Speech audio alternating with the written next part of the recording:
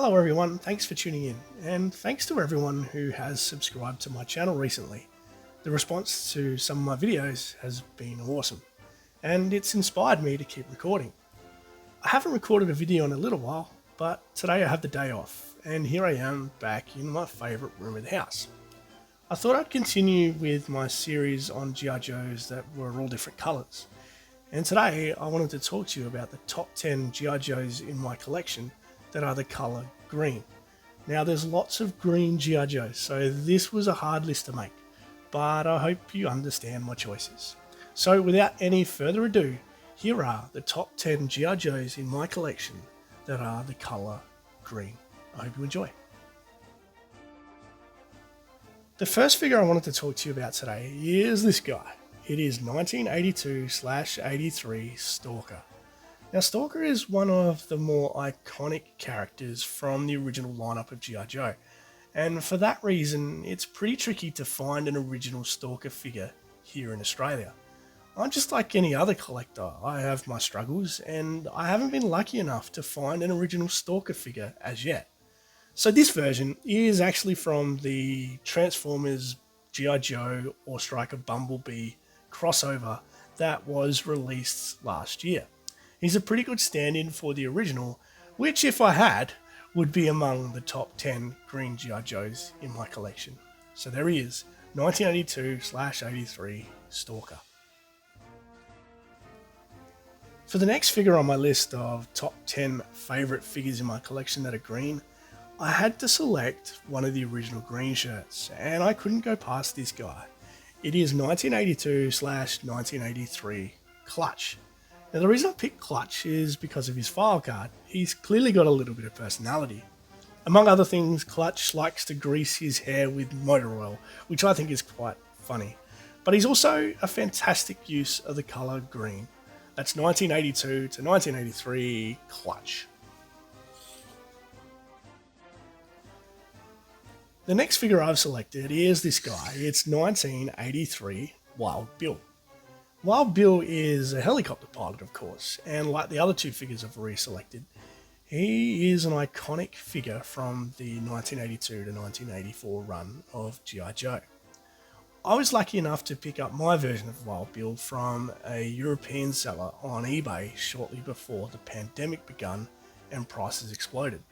So I got a really good deal on him, and for that reason he holds a pride of place in my collection. He's a great green figure. He's 1983 Wild Bill. The next figure makes my list for an altogether different reason. It's this guy, 1985 Footloose. When I was a young fella, one of the first war movies that I took a real liking to was Platoon, and Willem Dafoe's character in Platoon reminds me of Footloose. Footloose is an awesome use of a couple of different shades of green, and he looks like a real American hero. That's 1985 Footloose. Now, it wouldn't be a good top 10 list without a strong female presence, and for that I looked no further than 1985 Lady Jaye. Lady Jaye is a fantastic figure, and what I like about her is she's actually taller than a lot of the male figures in the original 1982 to 1994 run of G.I. Joe. She's an awesome figure and I love her. She's 1985 Lady Jaye. The next figure on my list of top 10 G.I. Joe figures in my collection that are green is 1986 Leatherneck. Now for those that weren't aware, Leatherneck's likeness is actually based on a real person.